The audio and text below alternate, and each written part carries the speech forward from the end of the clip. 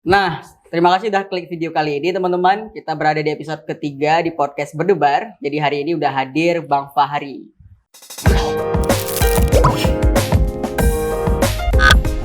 Salam kenal Bang. Salam kenal kan. Terima kasih udah hadir di podcast kami ya. Siap. Jadi Bang Fahri sebenarnya alumni sekolah aku juga ya Bang? Iya betul. Senior aku. Satu alma mater kita. Iya betul. Cara terbang ke Spanyol dengan pesawat kertas. Kan nggak mungkin juga abang terbang dengan pesawat kertas kan.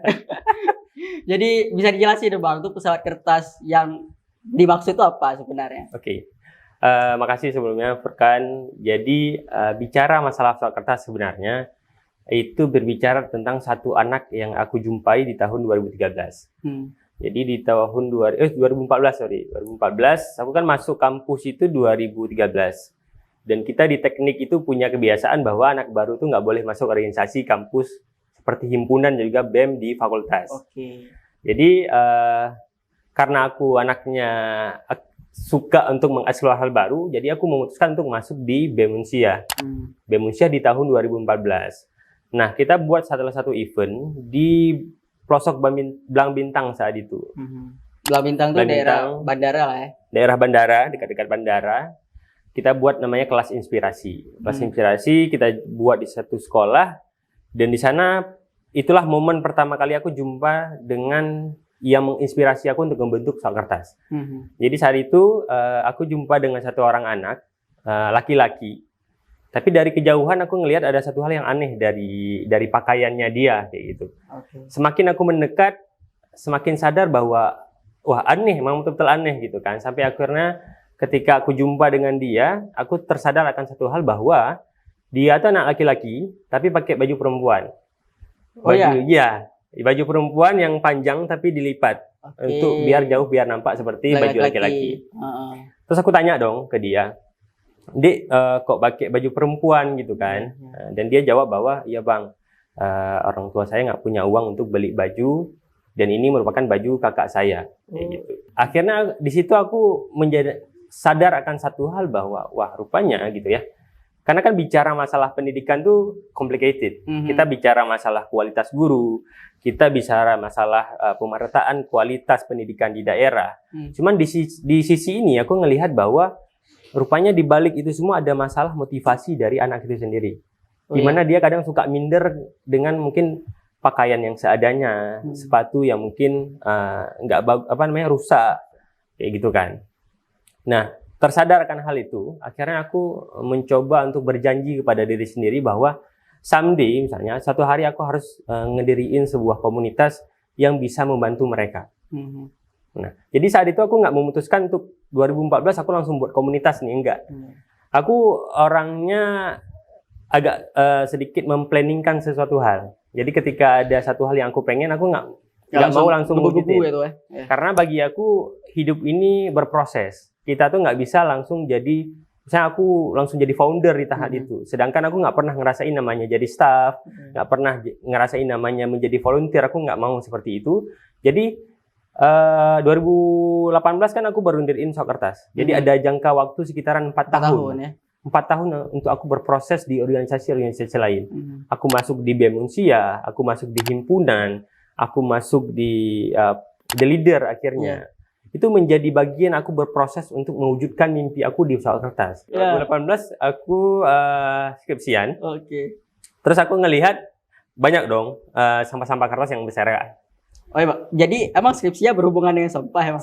Ya kita buat skripsi kan pakai kertas. Pakai kertas Jadi kayak istilahnya kami di teknik itu kalau mahasiswa akhir tuh kayak punya satu ruang khusus. Pustaka, jadi untuk anak mahasiswa akhir semua. Jadi kayak istilahnya buat jas itu, jadi kayak sampah ke print, jadi kayak bertumpuk-tumpuk semua kan. Terus itu ya bang, teknik apa bang? Teknik kimia. Teknik kimia ya. Teknik kimia Unsia 2013. Jadi 2018 skripsian.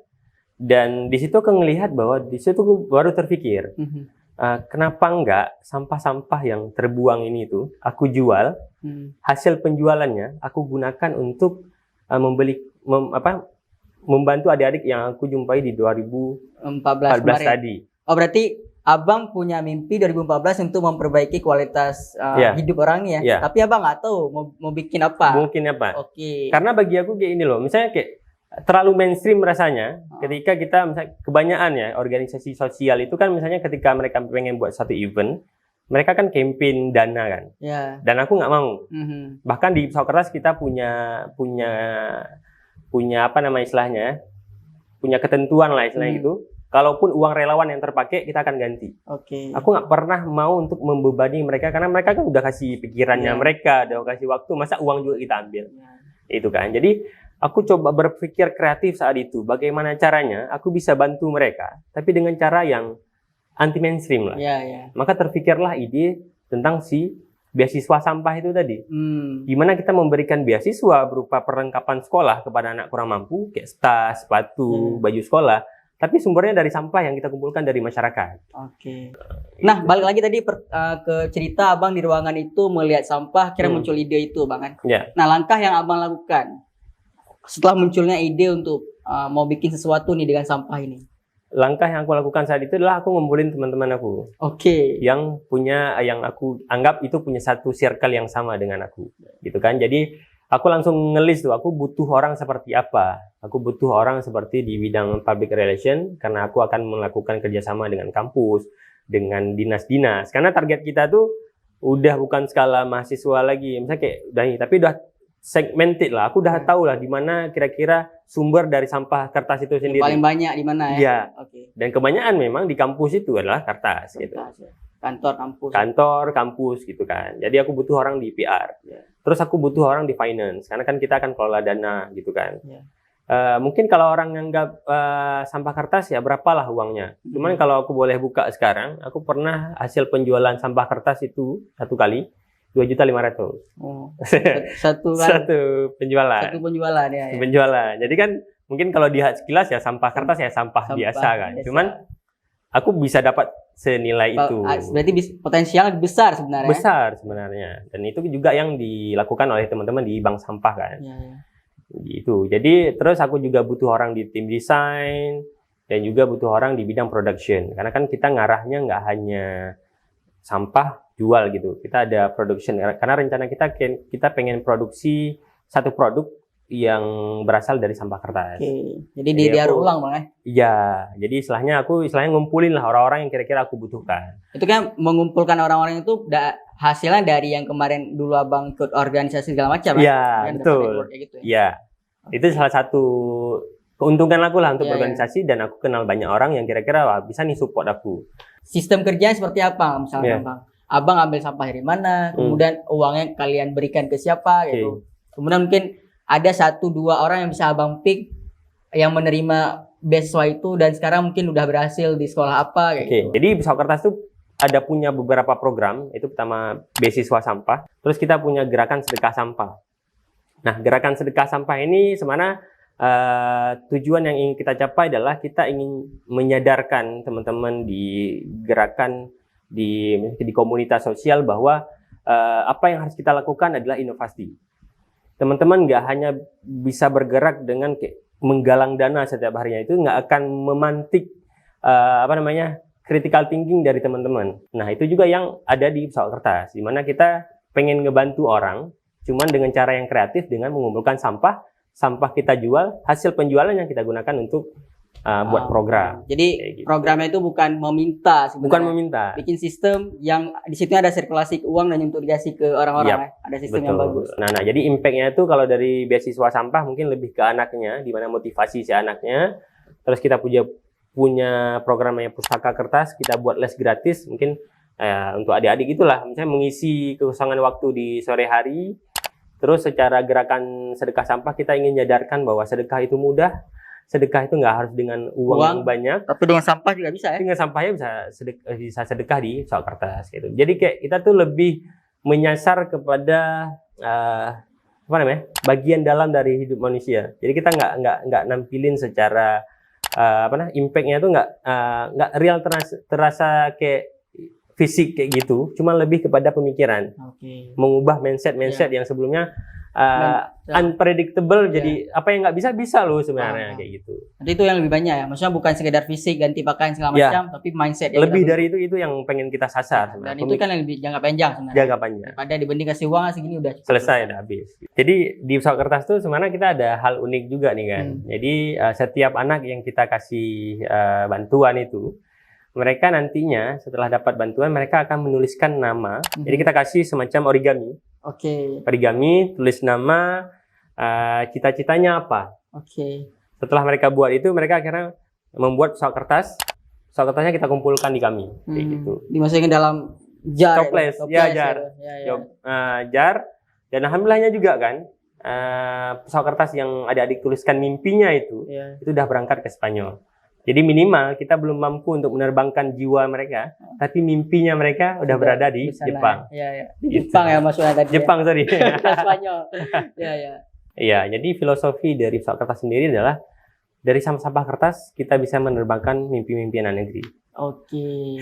Nah, untuk si pesawat kertas sendiri, aku cerita lagi ya, balik lagi. Jadi pesawat kertas kita ada beberapa istilah. Jadi kalau kita panggil donatur itu orang baik. Oke, orang baik. Orang yang anak-anak yang dapat fasilitas bantuan dari kita namanya pilot kecil. Pilot kecil karena pesawat kertas, tapi menarik Bang. Pilot kecil. Dan kita punya namanya orang yang kasih informasi tentang ada anak yang dibutuhkan. Oke. Jadi kita campaign saat itu. Jadi sistem yang kita bangun di pesawat kertas adalah di beasiswa sampah khususnya. Jadi di awal-awal aku buat campaign namanya sedekah sampah. Di Instagram pribadi aku sebelum ada misalnya udah ada media sosial si pesawat kertas, cuma kan saat itu belum dikenal oleh banyak orang. Jadi aku masih campaign di media sosial pribadi, aku buat hashtag sedekah sampah buat teman-teman yang punya sampah kertas di rumahnya. Silahkan beritahu kami akan jemput ke rumahnya. Gitu. Aku dan bersama tim akan jemput di rumahnya dengan syarat minimal 1 kardus lah. Jadi kita pun ngambilnya nggak sia-sia kan.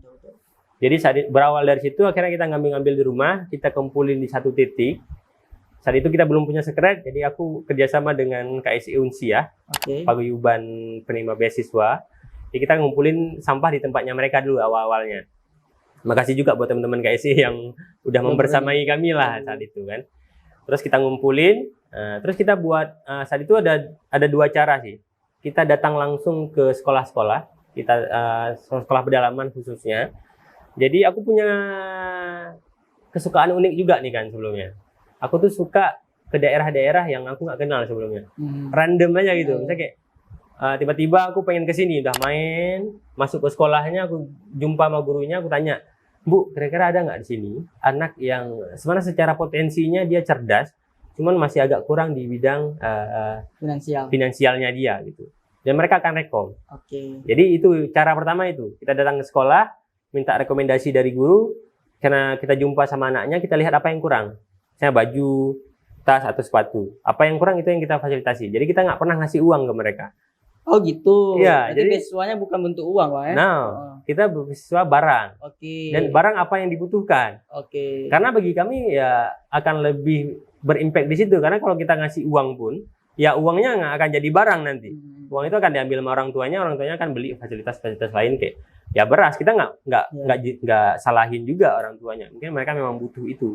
Cuman ketika kita beli langsung peralatan kan mereka nggak bisa menguangkan lagi kan. Paham. Itu cara pertama. Cara keduanya adalah kita buat campaign di media sosial juga. Kita buka namanya open information. Jadi buat teman-teman hashtag teman baik yang punya informasi tentang adik-adik yang membutuhkan bisa rekom ke kita. Jadi saya Furkan nih, Bang, aku ada nih anak tetangga aku yang kira-kira butuh. Ya udah, besoknya tim aku akan survei ke lapangan. Dia akan ngisi datanya apa, keperluannya apa. Besok ya udah, antara kita langsung kasih sepatunya atau kita pergi sama anak itu ke pasaran untuk beli sama-sama. Sama-sama itu. Ya gitu. Menarik ya. Untuk untuk impact sendiri bisa disebutkan dalam nomor nggak? Berapa banyak yang udah diterima oleh orang-orang dari program pesawat kertas ini? Oke, jadi kan untuk program beasiswa sampah sendiri itu ada total sekitaran 300 sampai 400 orang anak yang dapat. Nanti datanya mungkin kita sebenarnya punya sebenarnya. Cuman ringnya sekitaran di angka segitu, 300 sampai dengan 400 orang anak. Untuk di gerakan sedekah sampah sendiri, alhamdulillah kita berhasil ngumpulin sekitaran 5 200 ton. 200 ton sampah kertas. Sampah kertas. Terus secara impact di anak-anak yang kita dapatkan, kita kasih les, terus kita kasih workshop. Misalnya kan kita pernah buka di Yakesma juga pelatihan tentang pembuatan produk kreatif dari sampah kertas. Kita pernah ngadain di CFD-nya juga kan. Itu mungkin sekitaran 300-an juga lah. Jadi impact-nya di situ kebanyakannya secara kuantiti ya. Iya.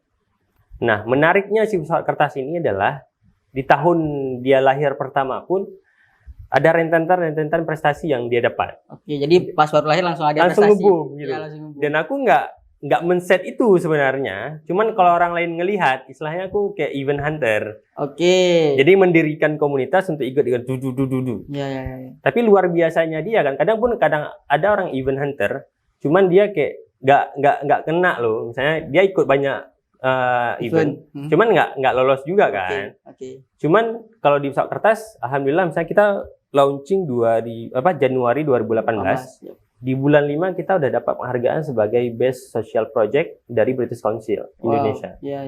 Di Bali saat itu. Jadi saat itu sebelum di Bali aku dikirim perwakilan sebagai British Council Indonesia untuk bertanding di tingkat internasional dan kita juara 2. Padahal kalau juara 1 itu udah berangkat ke UK saat itu. Cuman mungkin Allah punya rencana lain. Jadi akhirnya setelah juara 2 di tingkat internasional, aku akhirnya dipanggil ke Bali. Kita presentasi di Bali saat itu dengan teman-teman proyek sosial dari seluruh Indonesia. Alhamdulillah kita dapat Best Social Project di Bali saat itu. Itu baru 5 bulan ya? 5 bulan pertama. Dan setelah pembukaan itu muncul lagi nih rentetan baru kayak gitu. Misalnya setelah itu aku ikut event pemuda inspiratif dari Kemenpora. Alhamdulillah juara juga saat itu. Terus setelah dari itu aku akhirnya dapat penghargaan di kantor gubernur. Karena kan udah mewakili Aceh di tingkat nasional di bidang pemuda inspiratif kan. Jadi dapat penghargaan di kantor gubernur sebagai pemuda inspiratif pemuda berprestasi Aceh tahun 2018. Setelah itu dapat lagi dari BNN Aceh sebagai pemuda berprestasi yang peduli tentang pencegahan dan penyalahgunaan narkoba. Jadi istilahnya kayak aku cerita tadi kan, misalnya kayak aku punya satu konsep dalam hidup bahwa ketika kita melakukan hal baik, maka akan ada hal-hal baik lagi yang datang ke kita kayak gitu. Mungkin orang lain menganggap bahwa itu ya biasa aja, cuman bagi aku sangat menghargai proses itu kayak gitu. Bahwa ya aku dapat ini karena aku berbuat baik kayak gitu. Jadi semua program penghargaan yang abang dapat itu juga ditompangi dari pesawat kertas. Betul. Yang abang bikin ya. Dan aku nggak pernah ngeklaim bahwa ini penghargaan aku semata enggak. Ya. Ada banyak keringat teman-teman yang hadir di sana. Makanya aku setiap ada program gitu ya. Kan aku 2018 kan sewa sekren. Ya. Dan itu biaya sekrennya dari uang lomba-lomba aku. Jadi aku nggak pernah ngambil uang penghargaan itu as personal, cuman aku putar lagi untuk pengembangan si komunitas. Komunitas ini ya.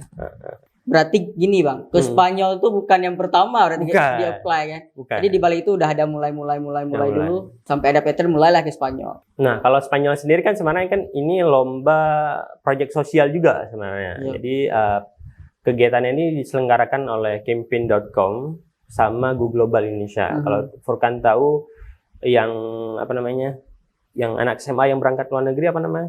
Bina Antar Budaya. Bina Antar Budaya.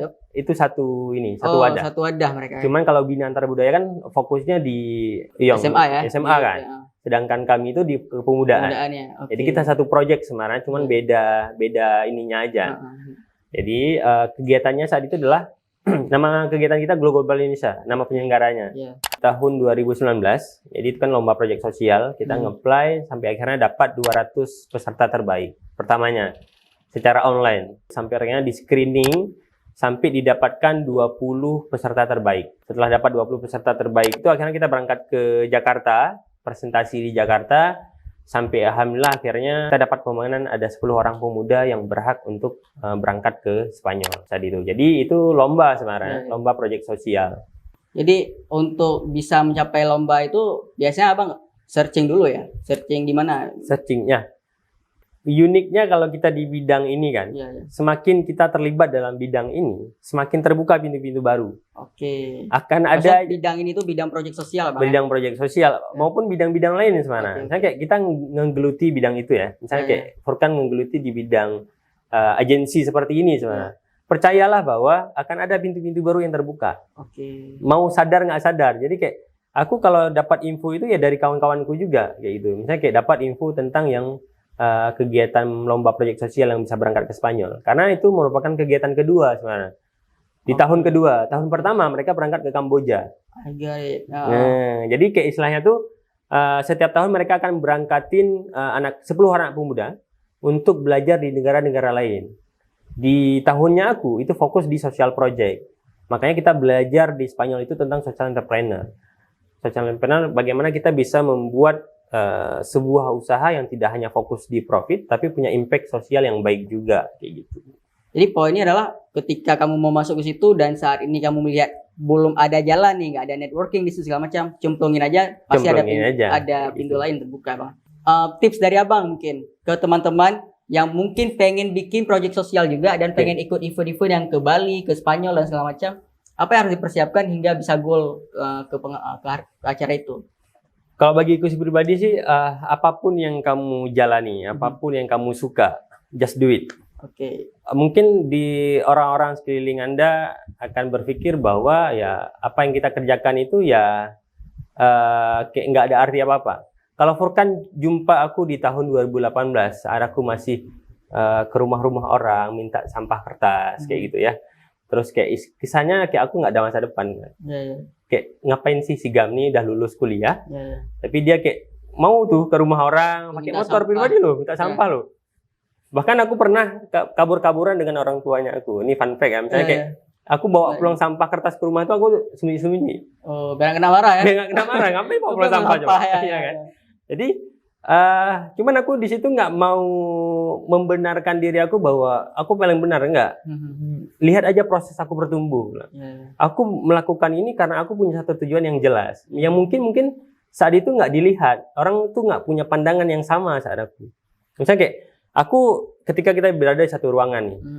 Bagi aku ngelihat di depan tuh ada satu cahaya putih gitu misalnya. Tapi mungkin Furkan belum ngelihat itu. Tapi bukan berarti aku nggak ada cahaya di sana kan. Jadi aku ya saat itu aku mungkin nggak ngomong banyak karena memang aku tipikal yang bukan tipikal yang suka ngomong. Aku just lakuin aja yang aku suka sampai akhirnya orang nyadar bahwa rupanya apa yang dilakukan oleh Fahri 2 tahunan ini itu dia punya tujuan yang jelas. Dia nggak buang-buang waktu.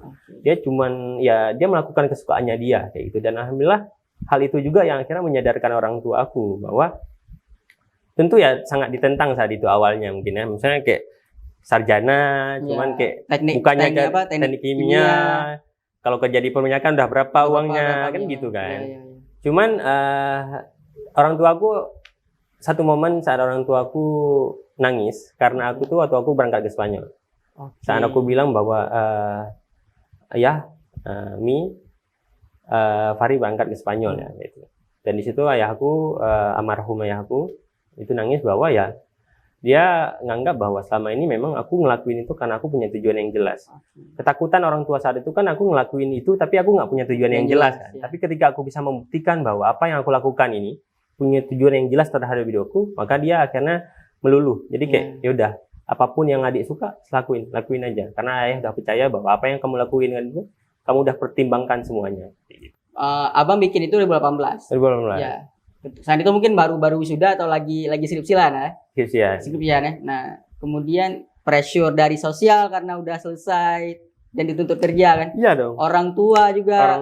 Ini kerjaan proyek sosial kayak gini kan biasanya proyek sosial nggak semuanya berhasil ya? Nggak berhasil. Ya, bahkan ya gitu. Sangat terkesan bahwa ya membuang-buang waktu. Iya. Gitu. Misalnya kayak kenapa nggak dari dulu Ri gitu kan? Ini udah telat kayaknya. Orang lain tuh shock ketika aku bilang bahwa pesawat kertas itu aku dirikan setelah pas ke kampus.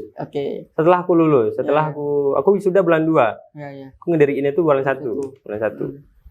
Jadi kayak aku pernah ngomong sama Ricky juga dan dia shock. Ini seriusan abang baru bangun itu setelah kampus. Karena bagi dia nganggapnya aku ngediriinnya itu waktu di kampus. Sedangkan aku kayak mungkin bagi dia telat, bagi aku enggak, karena aku mendalami proses itu kayak gitu. Dan aku nggak pernah berpikir bahwa apa yang aku lalui itu sia-sia enggak. Karena jaringan yang aku bentuk di organisasi dulu, aku masuk di Paguyuban KSC, di leader itu membentuk. Aku percaya bahwa Fahri sekarang ini terbentuk dari masa lalu, baik itu kelam, baik itu positif ya. Gitu juga dengan masa depan kita. Jadi sebenarnya kita tuh bisa ngeset masa depan kita tuh kayak mana, tergantung kita bagaimana kita men-treatment kita hari ini. Dan aku sangat percaya itu. Ada pesan dari Abang untuk teman-teman yang sedang melakukan proyek sosial seperti Pesawat Kertas atau lainnya untuk mengatasi kemiskinan di sekelilingnya mungkin. Buat teman-teman yang membangun proyek sosial, terima kasih sebenarnya telah membersamai di jalan ini. Mungkin jalan ini akan terasa seperti jalan yang sunyi, teman-teman. Nggak banyak orang yang mau berada di jalan ini.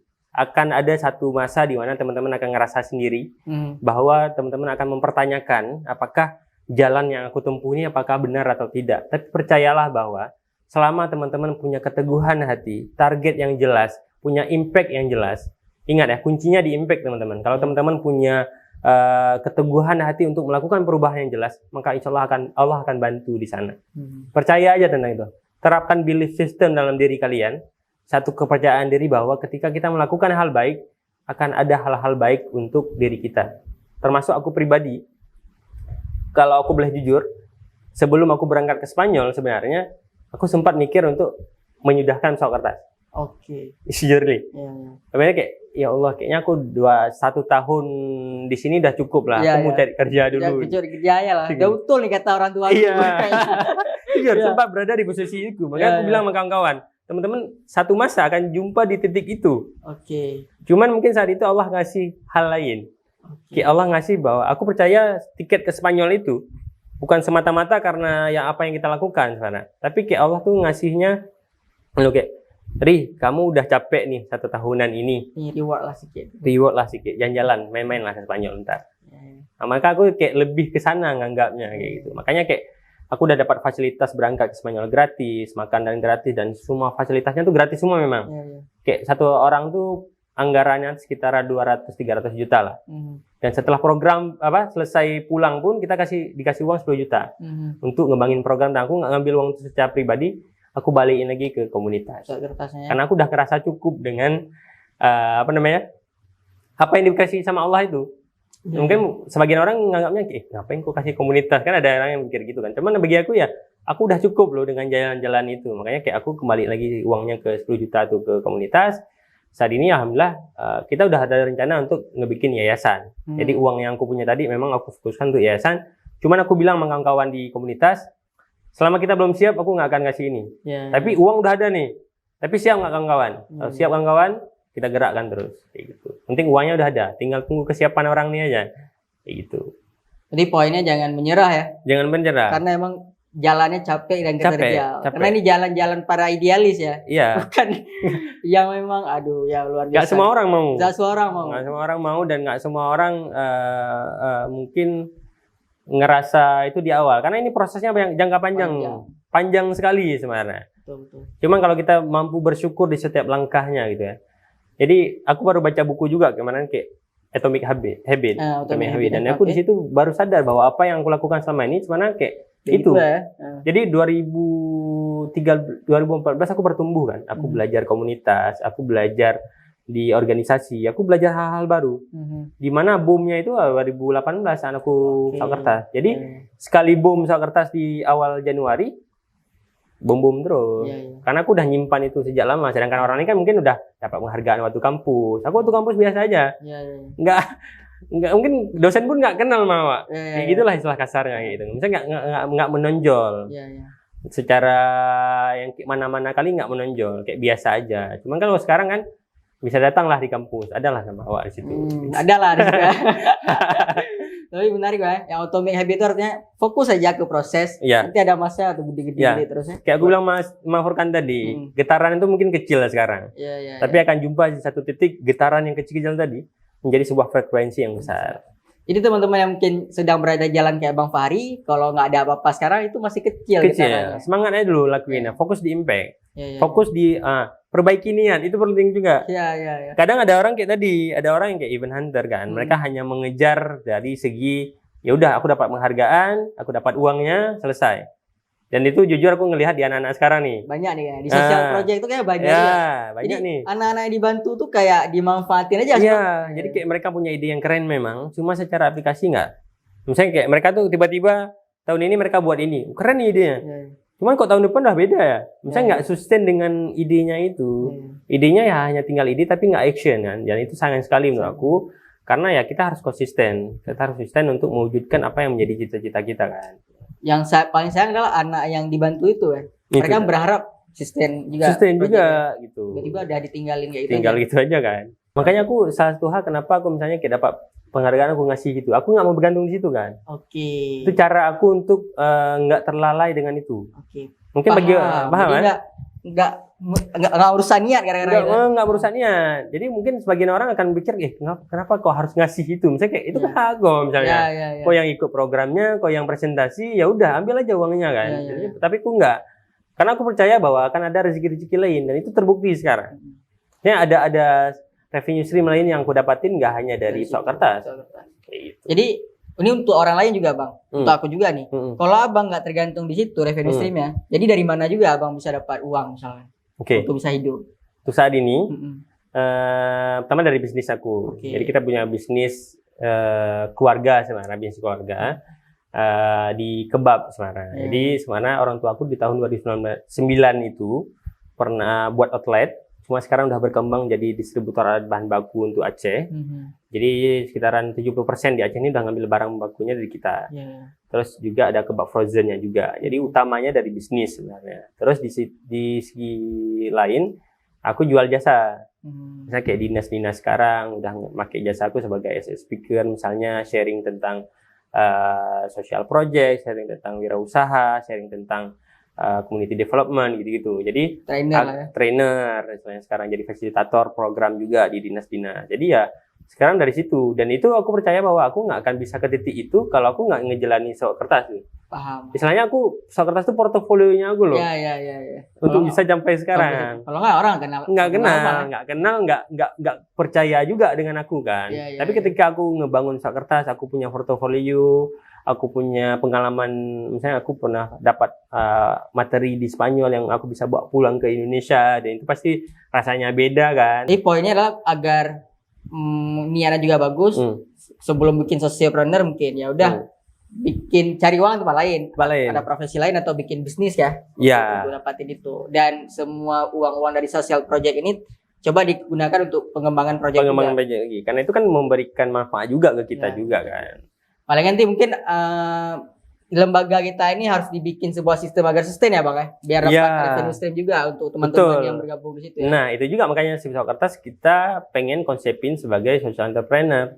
Dari yang social project pengen jadi social entrepreneur biar si pesawat kertas juga sustain kan. Misalnya dia bisa hidup dengan dirinya sendiri. Jadi yang biasanya aku selalu support dia nih, ngasih makan dia, tapi someday insya Allah dia akan jalan dengan dirinya sendiri, bahkan bisa membiayai kami. Kayak gitu. Misalnya teman-teman yang kerja sebagai volunteer sekarang bisa dikasih uang digaji lah ya. Digaji cukup sama UMR. Mungkin kalau yayasan udah bisa kan nanti kan. Insya Allah lah.